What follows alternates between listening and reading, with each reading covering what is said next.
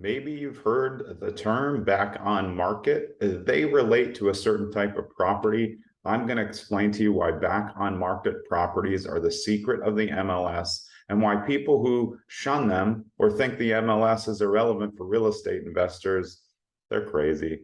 And that's fine. You can search all you want off market, but that means that you are either doing your own off market acquisition, which costs a lot of money, or you're relying on wholesalers, which is sketchy overall. There's good and there's bad, but generally pretty sketchy because you're buying a contract and that contract's attached to a property. You never know what's going to happen.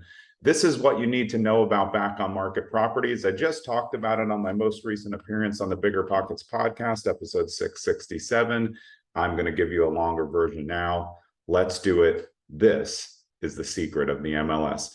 A back on market property is a property that has gone under contract, which means they've signed an agreement. It's gotten past an attorney state, past attorney review, and now they're under contract. Technically, you can call it a back on market property when it's gone into attorney review in an attorney state, but that's actually still active. So that doesn't really activate the back on market as much.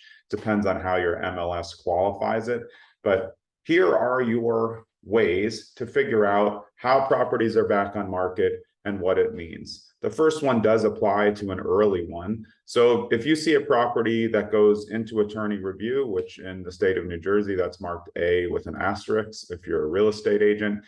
If you see it go into attorney review or an agent tells you we have an accepted offer, we've signed it, and then within just a couple of days it comes back and it's active again, that's cold feet. There's not much that can happen in that little bit of a time frame. Maybe the buyer adjusts the terms of the contract that they agreed to. That happens sometimes. A lot of times it's cold feet. They overbid for the property. They get nervous. You know, they were trying to win, and then the deal fails. It's unusual in the first couple of days if the seller is canceling that deal because they usually chose the best offer, especially in these competitive markets. So that first back on market, that doesn't tee much up for you as an investor or a home buyer, because nothing really happened. They didn't get to home inspection, so they're just focused on this tiny little window where something happened in the beginning that's going to make something go wrong. It could be an anomaly with the house that maybe the buyer didn't realize, but generally this is just going to be a fumble in attorney review. Maybe the attorneys argued, agents argued, clients disagreed before they even got started. So not a big deal. And again, on some MLSs, that won't even come up as a back on market. Your second time frame that's important is about 7 to 12 at the outset, maybe 14 days. The reason why that's important, because if it goes under contract and then that in that time frame, they're definitely doing inspections and then it fails, it's always related to the inspection.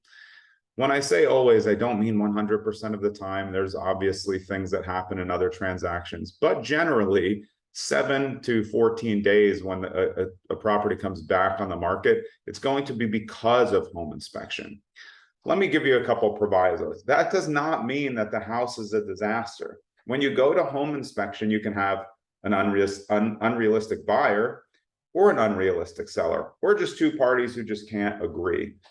So when you do a home inspection, you're going to make the request. It's going to get sent over to the seller. Seller's going to decide if they're going to agree or negotiate. You have to come to an agreement on those. So why I always say home inspection is where all deals go to die, because that's where it gets the most contentious. What some people find to be major anomalies, sellers don't really think so. And again, it's a secondary negotiation, which is hard because you just agreed on a contract less than 2 weeks ago, and now you're going back and negotiating. From the seller's point of view, buyer's trying to get more money. From the buyer's point of view, seller's trying to hide some things that are wrong with the house. So it's very important as a home buyer that you do your full home inspections, make fair requests. If you don't know what fair home inspections or requests look like, watch this video. That's definitely going to help you figure out how to navigate home inspections as a home buyer. So 7 to 14 days is definitely an issue. If you're an investor, that's a pretty interesting time, because that, if it is an inspection issue and it's something that's more on the major end that scared the buyer, that means the price is going to come down, or there's going to be something that the seller is going to be willing to do, because in most cases now that the seller's on notice, they're going to have to disclose that in the seller's disclosure or on the MLS.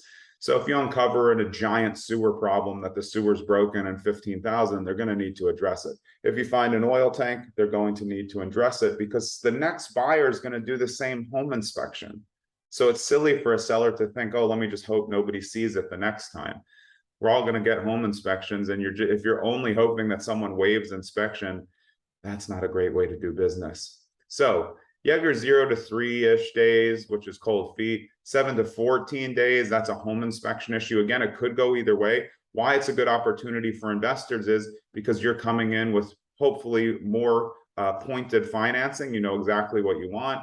If it's a big structural problem or something else that requires a little bit more than a regular home buyer is, you have your options for cash, 203K renovation loans, hard money, because you're going to flip the property, which makes it more attractive when there's something that goes wrong in the home inspection phase. Then you have your third and what I consider the most attractive back on market property. That's at about 30 to 45 days or longer, depending how long you'll see it.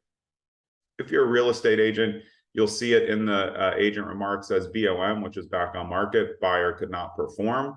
That means the buyer couldn't get the mortgage. Something happened along the way, buyer bought a car, buyer lost their job, buyer just couldn't qualify. They didn't check the pre-approval in the beginning. It was really only a pre-qualification. But at some point, the buyer just couldn't close the transaction. That is a horrendous place to be for the seller. It means you got all the way up to the finish line and then you just stopped and you weren't able to complete. So the problem, which I'm going to talk about at the end for sellers, is that now everybody thinks something's wrong. And everybody thinks something's wrong whenever it goes back on market. That's why if you're a savvy real estate investor or home buyer, this is why back on market properties are so attractive. Other people aren't going to think they're the opportunity that I do, and you want to investigate them fully to see if it is the opportunity. So why is 30 to 45 days and the mortgage failure the best opportunity for you? It's because most of those sellers have moved out if they were living there, and now they're just on carrying costs. So when you have a vacant property and then you have a mortgage fail, it's a huge opportunity for buyers. What you want to do is you want to find out generally where they were at with the price. If you can offer that price, you can usually slide right back into the transaction. You have your lender set up. The title is probably already complete in a lot of cases. You can hop on that title, save some time there, and that's going to be an easy deal because that seller was ready to close the deal.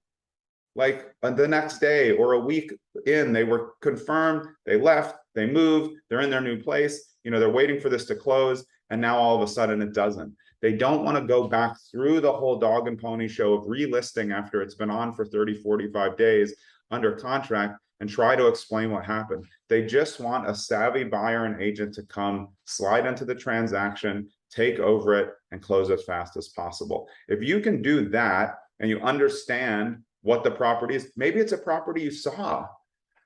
So when you see a property and you bid on it and you lose, your agent should be following that property the whole way.